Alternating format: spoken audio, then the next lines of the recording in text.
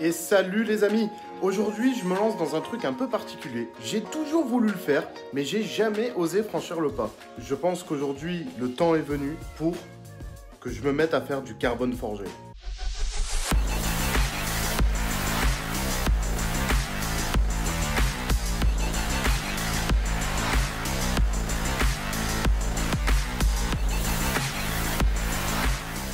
Donc aujourd'hui, je vais me lancer pour la première fois de ma vie à essayer de faire du carbone forgé. Le carbone forgé, si vous savez pas ce que c'est une nouvelle manière en fait de travailler le carbone. Je sais pas si c'est Lamborghini qui l'a inventé, mais c'est là que je l'ai vu pour la première fois sur les diffuseurs et les ailerons de Lamborghini. Ça ressemble à ça. Moi perso, j'adore. Je valide ce style. Je trouve que c'est une autre alternative au carbone, le carbone de Monsieur Tout le Monde. Et je trouve ça vraiment cool parce que c'est une autre approche, c'est une autre manière de le travailler et c'est quand même vachement plus stylé. Enfin, personnellement, moi je préfère. Donc je me suis acheté tous les matériaux requis pour faire du carbone forgé, la résine, tous ces produits qui vont me servir pour travailler et faire du carbone. Là, ce que j'ai décidé de faire, c'est cette pièce. C'est la console centrale du CLK de Drift. Je sais pas si je me suis pas un petit peu lancé un trop haut level avec ça. Parce que ce qui m'inquiète, c'est les trous là que vous voyez un peu partout. J'aurais préféré par faire une baguette de porte, mais je me dis, la baguette de porte, faut démonter tout le panneau de porte sur le CLK. Une baguette de porte, si tu fais pas les deux, bah t'as l'air con.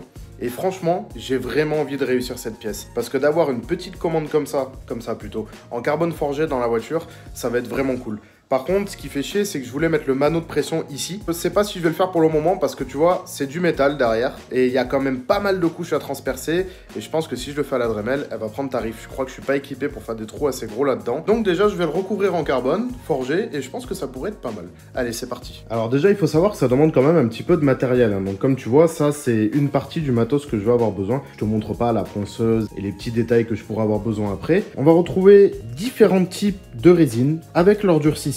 On va retrouver des spatules qui vont permettre du coup de mélanger dans les doseurs les résines et leurs durcisseurs, des pinceaux pour étaler la résine sur la pièce, des gants, du polish de finition, donc ça c'est un polish qui va permettre de faire briller la pièce à la fin. J'ai aussi du papier ponce en différents grains, 120, 1000, 2000 et le plus important, la fibre de carbone. Donc là tu vois, elle est à l'état de tissu et on va s'occuper du coup de la transformer en carbone forgé et tu vas voir, c'est très facile au final. Donc avant toute chose, déjà on va préparer la pièce. Donc pour préparer la pièce, on va commencer déjà par la poncer. Là, tu vois, elle est un peu dégueulasse, elle est brillante et tout. Donc déjà, on va commencer par la poncer grossièrement au 120. Moi, c'est ce que je vais utiliser. Et après, on va la nettoyer, comme ça, elle sera prête à recevoir les premières couches de résine.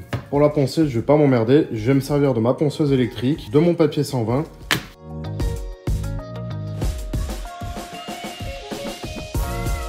Voilà, donc là, la pièce, elle a été poncée. Donc maintenant, le vernis qu'il y avait sur la pièce, il a un aspect complètement opaque. Donc là, ce que je vais faire maintenant, c'est que je vais la dégraisser avec de l'acétone, hop, ici, pour qu'elle soit vraiment sèche, pas grasse, bien propre, pour recevoir du coup la sous-couche de résine. Allez, c'est parti pour la préparation de la résine. Donc là, j'ai mon durcisseur. Là, j'ai ma résine de sous-couche. Donc, c'est celle sur laquelle va adhérer le carbone forgé. J'ai besoin d'un doseur. J'ai oublié une chose, ma petite balance. Voilà. Tac. Le ratio, c'est de 100 grammes de résine pour 60 grammes de durcisseur. Moi, je pense pas que j'aurai besoin de 160 grammes au total. Donc, je vais diviser par 2. Je pense que déjà, pour la sous-couche, ça suffira largement. Comme quoi, tu vois, il est toujours important de mettre des gants. Ça commence déjà avec le carnage. Je vais même en mettre moins. Quand je vois la gueule de la pièce, je me dis 20 grammes, ça suffira largement. Voilà, donc j'ai mes 20 grammes de résine. Je pense que ça suffira largement pour la petite pièce que j'ai à faire. Maintenant, je vais rajouter mon durcisseur. Donc, c'est 100 grammes 60. Là, j'ai mis 20 grammes, donc ça fait 12 grammes. Donc, je rajoute mes 12 grammes. Là, il faut être précis parce que si t'en mets trop ou pas assez, putain, 12 grammes pile poil, super. Si t'en mets trop, c'est le bordel. Si t'en mets pas assez, ben, ça durcit pas, ça reste complètement mou. Et maintenant, on va mélanger tout ça. Donc là, il faut bien mélanger. La sous-couche, on va dire que c'est la moins importante. Tu pourrais même, pour du carbone forgé, utiliser de la colle en spray, tu vois. Tu pourrais presque mettre ça, en fait. Parce que la sous-couche, elle est là, en fait, pour faire une base noire sur la pièce, pour pas trop que ça se voit, l'ancienne couleur, et pour tenir, en fait, la fibre de carbone collée. Si tu bosses sur une pièce noire, tu pourrais largement mettre de la colle en spray. On va enduire, du coup, la pièce de sa sous-couche de résine. Pas trop, hein, ça sert à rien.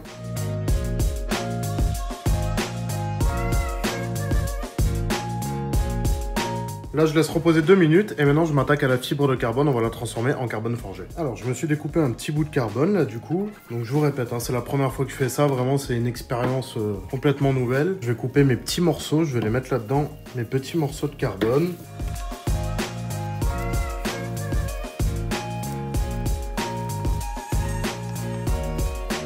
Là, j'ai des petits morceaux et je vais encore le recouper du coup maintenant pour vraiment en faire des tout petits morceaux. Là, j'ai mes fins copeaux, tu vois, de carbone. Là, c'est pas mal, hein, ça me semble pas dégueulasse. Maintenant, on va commencer à l'appliquer sur la pièce. Tu saupoudres, comme ça, tout bêtement. T'en mets un peu partout, tu l'appliques.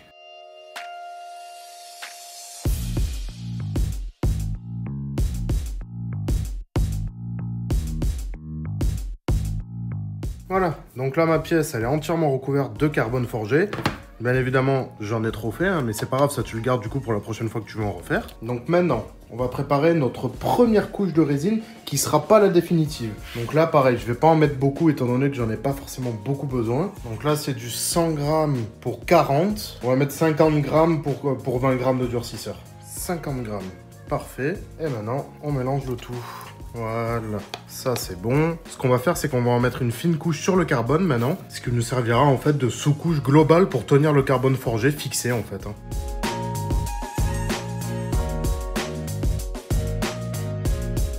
Donc là, on est d'accord, ça ressemble pas à grand chose. Vu comme ça, c'est toujours un aspect un peu dégueulasse. Maintenant, on va le recouvrir de papier pelable. C'est un papier en fait qui va aplanir pour le séchage et qu'après on enlèvera après séchage. On va se munir d'une raclette.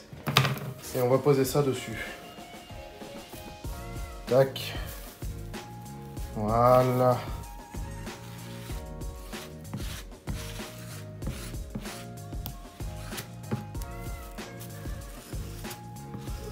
On va bien le faire prendre sur les côtés aussi. On laisse sécher et on verra le résultat dans 24 heures.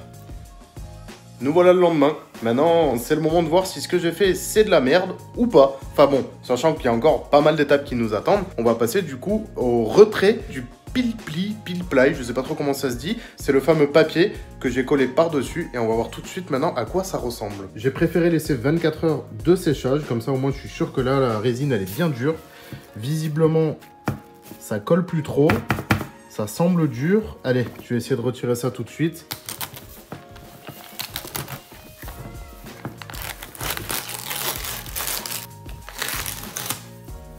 Eh bien écoutez les amis, a priori, le rendu a pas l'air si mauvais. Hier, j'avais juste constaté qu'il manquait un peu de fibre un peu par là, je crois. Il y aura les boutons à percer, mais en tout cas, le dessus de la pièce a l'air pas mal. On va passer tout de suite à la suite. Bon, j'ai essayé d'enlever le maximum d'excédent de matière. Maintenant, je vais la poncer tranquillement à l'eau. Et après, je vais voir au pire avec la Dremel pour essayer de faire un peu les bords là. Voilà, après un long ponçage, long coup de Dremel, long coup de tout ce que tu veux. Après avoir bien poncé, donc au 120, au 220, avoir découpé tous les boutons à la Dremel. Voilà le résultat avant nettoyage de la pièce. Mais en tout cas, la pièce est propre. C'est là que maintenant la dernière couche de résine va faire son boulot. C'est une fois bien verni, bien peint, ben voilà ce à quoi ça va ressembler au final. Allez, je vais nettoyer ça. Bon, je me suis repréparé un petit chantier tout neuf, nouvelle bâche, nouveau support. Donc là, je vais mettre la pièce là-dessus parce que une fois que la pièce aura sa résine dessus, je pourrai plus trop la transporter. Donc je vais la faire sur le carton pour la déposer à côté de moi en sécurité, le temps qu'elle sèche pendant, allez, encore 24 heures, on va la laisser sécher. Bon, ben comme pour la première couche de résine, hein, on repart, on fait des petits mélanges.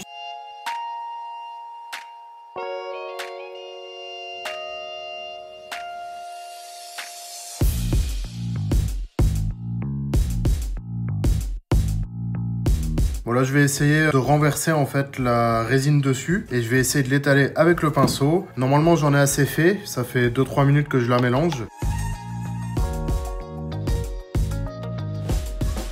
Voilà, bon, je suis un peu dégoûté, j'en ai fait 1000 fois trop, c'est dommage. Maintenant, par contre, il y a des petites bulles d'air, je sais pas si on peut voir. Là, on voit des petites bulles d'air, là, comme ça, à droite, à gauche. Ben là, on va tout simplement les brûler avec le chalumeau qui est là et ça va les faire disparaître. Là, c'est bon, comme tu vois, il n'y a plus une bulle d'air. Tu vois, c'est vraiment très lisse. Les petits défauts, on les aura au ponçage. Et maintenant, il n'y a plus qu'à attendre que ça sèche. Et c'est parti pour 24 heures de séchage encore. Et voilà le lendemain à quoi ça ressemble. Donc là, la résine a enfin séché. Le résultat est pas mal du tout, hein. Vraiment, pour une première fois, je suis assez content. Là maintenant, il va falloir poncer pour uniformiser toutes les formes. Et à la lumière, tu vois, ça donne ça. Là, tu vois vraiment les fibres de carbone briller.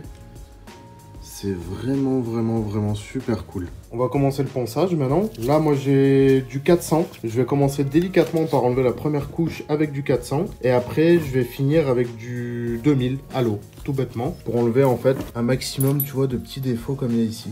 Voilà, là, tu vois, c'est pas poncé. Il y a des petits défauts. Là, j'ai commencé à poncer. Tu vois, les défauts commencent à ressortir déjà au 400. Donc, il faut vraiment insister sur le ponçage de finition. C'est ce qui va vraiment faire la qualité de la pièce. Là, le 400, c'est fini. Maintenant, je vais passer au 2000 à l'eau pour vraiment faire la couche en fait de ponçage de finition.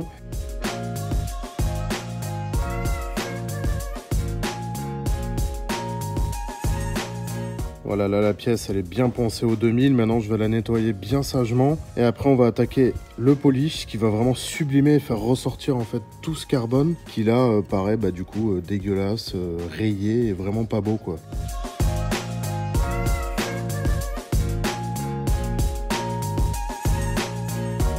Et voilà le résultat. Après le polish, je vais encore lui mettre un bon coup de polish. Une fois que c'est terminé, maintenant on va le poser dans la voiture et on va voir le résultat final. J'espère que ça va être pas mal. Pour une première fois, c'est pas dégueu. En tout cas, l'effet recherché du carbone forgé est bien là. C'est bien cool. On voit bien les reflets de la fibre à l'intérieur. Je suis bien content. C'est exactement ce que je voulais. Et voilà, c'est tout bon. La pièce est remontée. Bon, là, elle est sale. Je vais aller lui remettre un petit coup de chiffon quand même parce que je l'ai touché avec mes doigts dégueulasses. Pour une première fois sur du carbone forgé, je trouve que c'est pas dégueu. Bon, il reste encore du bois ici. Mais je suis pas mal content de moi. Donc si toi aussi tu veux te mettre au carbone forgé, comme tu peux voir, c'est pas très compliqué en fait, hein. Il faut juste par contre beaucoup de patience, ne pas précipiter les étapes, vraiment respecter les étapes, être minutieux. Donc trouvez-vous le matos sur internet. Si vous voulez vous essayer, allez-y. Je vous recommande peut-être pas pour une première fois une console centrale avec des boutons. C'était un peu galère, il faut avoir une Dremel. Mais par contre, tu vois, des baguettes de porte comme ça, c'est déjà plus facile, c'est une seule pièce, c'est droit, il n'y a pas trop à faire. Je pense que deuxième étape, pour essayer de perfectionner un petit peu la méthode, je vais peut-être faire les baguettes. Ça a l'air quand même un petit peu plus facile à faire. Les choses à retenir aussi sont le fait que les matériaux coûtent pas excessivement cher. C'est sûr que ça vous coûtera moins cher de le faire vous-même que d'acheter la pièce déjà en carbone. Sauf si c'est une pièce entièrement en carbone, hein, parce qu'il y a les deux sortes de carbone. Il y a la pièce recouverte et la pièce entièrement 100% en carbone, donc pas recouverte, qui a été moulée avant. Moi, je fais de la couverture en carbone forgé. J'essaierai aussi en carbone traditionnel. Tu as toujours cette satisfaction d'avoir fait la pièce toi-même. Sur ce, je vous dis à bientôt dans la prochaine vidéo. Il va peut-être vraiment falloir que je me mette un jour à vider ce CL4 Drift, parce que au lieu de faire du carbone forgé, c'est très bien, mais il y a peut-être des trucs plus importants à faire. Allez, si vous avez aimé la vidéo, abonnez-vous et je vous dis à bientôt dans la prochaine vidéo. Allez, salut!